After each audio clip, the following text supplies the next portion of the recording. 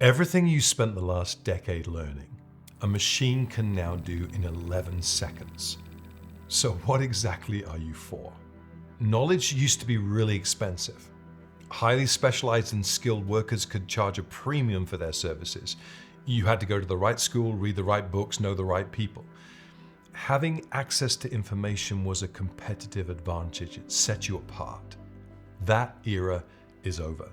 The information that a Fortune 500 CEO in 1995 could access in a year, a teenager with a phone can access in 30 seconds. AI can synthesize a research paper in moments. Knowledge is practically free, it's everywhere, it's ambient. We can't all become billionaire tech moguls or AI consultants. So what is an entire generation of knowledge workers supposed to do? Give me 5 minutes and I'll do my best to point you in the right direction. It's probably not the direction that you think. I'm Karl Martin, this is Leadership Essentials from Arable, where we address what it actually looks like to lead from a deeper place in a culture that desperately needs healthy leaders.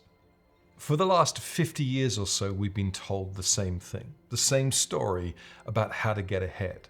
Learn more, know more, acquire credentials, stack qualifications, because the more you know, the more valuable you are. And for a long time, that was true. Knowledge workers, people who trade in information, analysis, and expertise, have been the engine of the modern economy. Entire industries, compensation structures, hiring processes, and organizational strategies are built on the assumption that knowing things is what makes someone worth paying. And our education system was restructured for this over the past several decades, only to suddenly have no answer for what to do when I can easily find all the answers in the time it takes to type the question.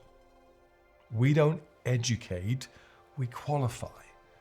We measure people by what they can recall, not by how they think, how they relate, or who they're becoming. And now in this current moment, the foundation of that whole system is crumbling. Because AI can know things and even do things faster and cheaper than any human being. If your value as a leader is primarily what you know, you're about to find yourself competing with a machine and you will lose. You probably already are losing. But this is where it gets interesting.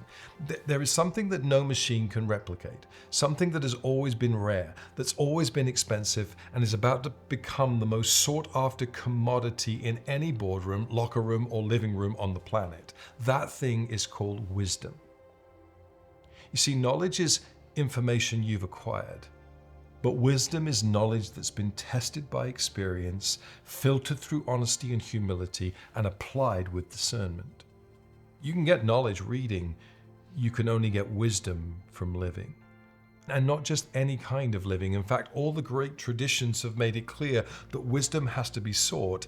Intentional living is the point, not haphazard living, because wisdom follows a specific path. I call it the wisdom arc. There are 4 stages, each one builds on the last, and you can't skip any of them. Stage 1, honesty and awareness. The first stage is honesty. Wisdom starts with seeing what's actually in front of you, not what you wish was there or the version of reality that makes you comfortable, but the truth, because the truth is the truth is the truth.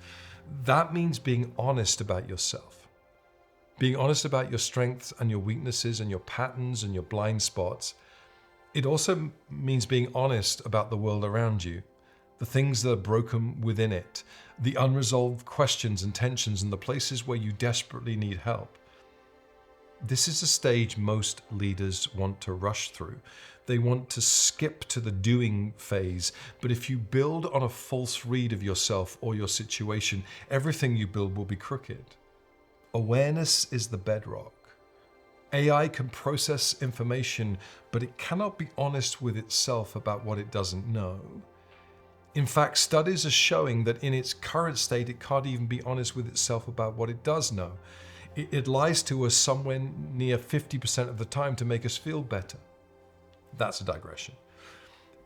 This kind of awareness is a uniquely human capacity, and it's where wisdom begins. I know that I don't know.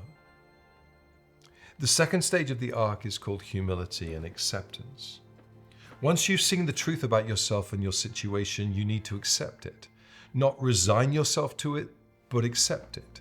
Those things are different. This requires humility. Humility isn't thinking less of yourself. It's not even thinking of yourself less. It's thinking accurately about yourself. You know that there's a lot you don't know, right? But you do know what you know. Not inflated, not deflated, but accurate.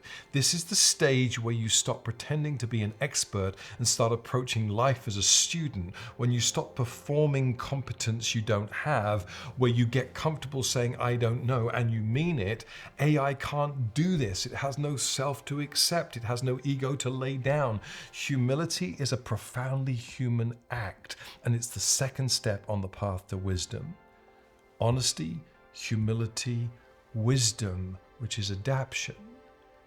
Now you're aware and you've accepted what's true. The question becomes, what do you do with that? How do you adapt? Wisdom is the honest, humble agency of choice. It's knowing when to speak and when to shut up, when to give and when to receive, when to push and when to wait. It's not about knowing more. It's about discerning the right application of what you have in the circumstances you're being presented with. When you're wise, you start to get an intuitive feel for the game. Your perception gets sharper. Collaboration doesn't intimidate you. You grow in empathy and compassion, and you can feel your way moving less on conscious cognitive brain work and more on instinctual heart and gut work. This is only true when your instincts have been trained and honed. This is wisdom. It's experienced as a different kind of knowing. It's down in your bones and your muscles and your emotional makeup and your soul architecture. Knowing. It colors your language and your thought processes. It colors your automatic behaviors and reactions. And there's a framework within wisdom that I find incredibly useful. CIA. 3 postures. Control, influence, accept. You start to screen your life in this way automatically. You control what you can control. You control your own character, your own preparation, how you show up, and you influence what you can influence. You influence team culture, you influence conversations. The way decisions get made around you are influenced by you, but you accept what you have no power over. You have no power over the economy or over other people's choices or over God's bag, the thing that is heavy that you carry around that you shouldn't carry. These things are genuinely out of your hands. So many leaders that I coach are burning out trying to control things they can only influence or influence things they need to accept. Wisdom sorts these categories out and gives you peace in the process. Let God be God. Let others be others. Let Elon Musk be Elon Musk. Let you be you, and lead from that place. But the cultivation of this intuitive ability tees you up for something incredible. Stage 4, impact or action. Your impact. This is where wisdom bears fruit. You've done the honest work. You've accepted what's true. You've adapted with discernment, and now you act. And here's what makes wisdom-driven action different from knowledge-driven action. It's not about having all the right and rote answers. It's about knowing both which experiments are worth running and how to grow from their success or failure. Being right is knowing one answer to one question. Being wise is knowing which questions to ask and which answers to apply, and when and with whom and at what cost. That is wisdom. The leaders who will matter most in the next decade are not the ones who know the most. They're the ones who know what to do with what they know and who to be while they do it. The ones who care about the development, growth, and impact of others. Their impact flows from a deeper place than information. It flows from identity. It flows from character. Knowledge is the currency of the last 50 years. Wisdom is the currency of humanity's future.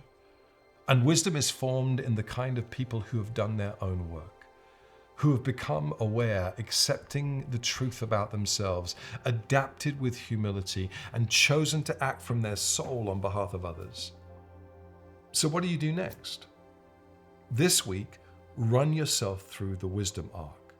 Start with honesty and awareness. What am I pretending to know that I don't? Where am I performing expertise instead of admitting I'm still learning? What is the most honest assessment of my leadership right now? Not the version I'd share publicly. And then humility, acceptance. What am I good at that I should double down on? What am I not good at that I'm still holding on to? Who on my team could carry something better than I could if I let them? What actually brings me joy in life? And what am I doing because I feel like I have to prove something to someone? And then wisdom and adaptation. Draw 3 columns: control, influence, accept. Write down where your biggest stresses sit right now. Are you burning energy trying to control something you can only influence? Are you trying to influence something you need to accept? And then impact and action. Based on what you wrote above, what is one wise action you can take this week? Knowledge asks, what should I learn next? Wisdom asks, what should I do with what I already know? Start there. We are entering a season where knowledge is free and wisdom is rare, where information is everywhere and discernment is almost nowhere, where anyone can know things but very few people know what to do with what they know. Simply developing your wisdom muscles will make your presence more valuable in just about any context. The leaders who will matter and the ones who will last are the ones who can contextualize what they know and exert influence at the points of highest leverage. They have to be honest enough to see themselves clearly, humble enough to accept what's true, wise enough to adapt to change, and courageous enough to act from their soul. Knowledge gets cheaper every day. Wisdom's stock only rises. If this was helpful for you, please like this video and subscribe to this channel. And if you're struggling with how to adapt to the speed of which the world is changing, you're not alone. I did a video on how to lead through the change loop. It'll come up on the screen. And if you know someone who needs to hear this today, send it to them. I'll see you next time.